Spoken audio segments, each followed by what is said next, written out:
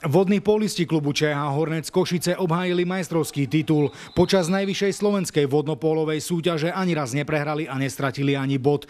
Pod taktovkou trénera Roberta Kajda prešli suverénne ročníkom 2008-2009 a z 26 duelov neprehrali ani jeden.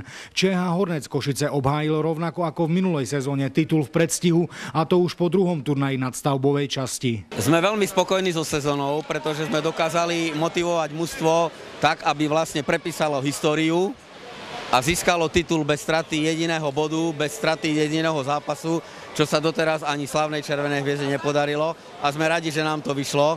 Bolo mimoriadne ťažké pre nového trénera motivovať mužstvo, aby celú sezónu podávalo stabilné výkony a držalo si výkonnostnú úroveň takú, ako má. A o to nás je to potešujúce a zaväzujúce do ďalšej sezóny, aj keď už teraz vieme, že súperi sa na nás tvrdo chystajú. Klobúk dole pred chlapcami, ozaj, že oni si tú sezónu vydreli, bolo veľa zápasov, čo sa týka Euroligy, Interliga, Slovenská liga. Dosť sme toho odkrútili, kilometre naplávali, ozaj, že klobúk dole tu v každom prípade. U mňa, jak u trenera, v prvom pláne sú chlapci, ktorým gratulujem, je tu vedenie, ktoré sa postaralo o to, že je tu ten kvalitný káder, ktorý je, že sme obhájili ten titul. Obhájili sme titul, to je krásne. Vyhrali sme tento ligový ročník bez straty bodu, čo je tiež fantastické. To treba poďakovať všetkým chlapcom, lebo už prakticky 9 zápasov pred koncom súťaže sme boli majstri.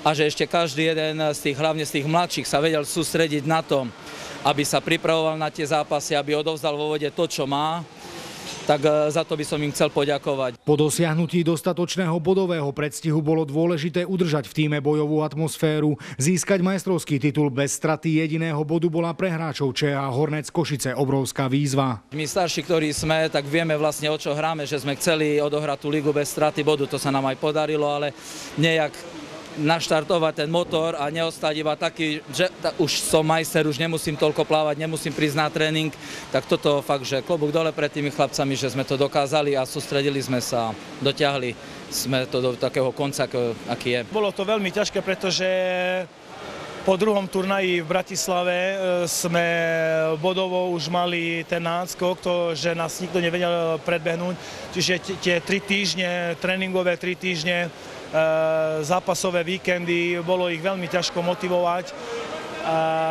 Som rád, že pochopili moju nejakú filozofiu, že tento titul nech nám je taký pravý, že to získame bez straty bodu, a chlapci to pochopili.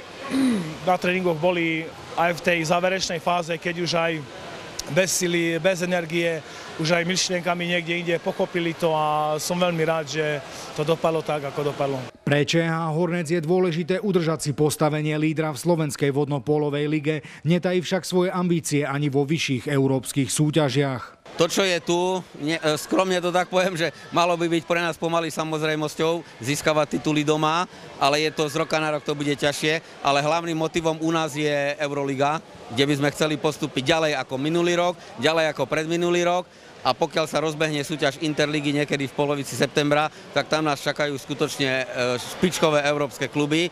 To bude pre nás veľmi ťažké, to môžu prísť aj tvrdé prehry, ale hráči budú musieť bojovať s veľmi ťažkými súpermi. Tam sa ukáže, kde je tá naša úroveň v rámci európskej špičky, či tam pasujeme, lebo nakoniec Nový Sad sme dokázali zdolať, majstra Rumská Oradeu sme na neutrálnej pôde zdolali, takže na niektorých súborov máme také mužstvo ako Partizán, Vášaš, Honved sú pre nás zatiaľ nedostihnuteľné. Prianím trénera Roberta Kajda je vidieť na budúci rok v košickom tíme Sršňov rovnakú zostavu hráčov ako v tejto sezóne. Napriek tomu sa však určité zmeny v tíme predsa len dajú očakávať. Vo vode určitá disciplína musí byť. Hej. Tí mladší hráči musia nejak sa prispôsobiť tomu, čo povie tréner. Potom to, čo dajme tomu presadzujeme my starší hráči, určitý štýl hry.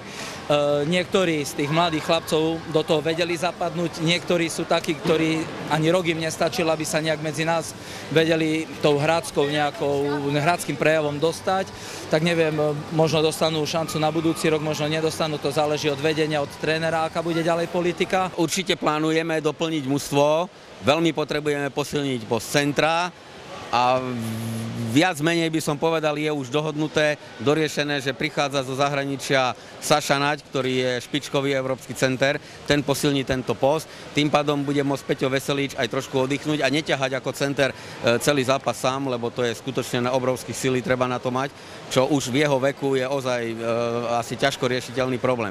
Takže toto posilníme. A čo sa ukáže ďalších kadrov, kto od nás prípadne odíde, zatiaľ sú len nejaké náznaky, ale budeme hľadať riešenia. Hlavne sa budeme snažiť znovu posilniť a pomôcť akademiku tým, že mu posilníme káder, aby, kolega mi to hovoril, aby sme mali vysnívané finále ČA Hornec Academic vo finále. Snad sa to niekedy podarí. Sláva patrí víťazom, česť však všetkým zúčastneným a aj porazeným. ČH Hornec Košice je momentálne absolútnou slovenskou jednotkou, no výzvy svojich súperov bude aj v ďalších rokoch brať vážne. Vážení športoví priatelia, priaznivci vodného póla, dovoľte, aby som mene Nováckého vodnopólového klubu zablahoželám družstvu ČH Hornec Košice, funkcionárom a neposlednom rade aj tým hráčom, ktorí obetavo trénovali, a k tomu druhému majstrovskému titulu.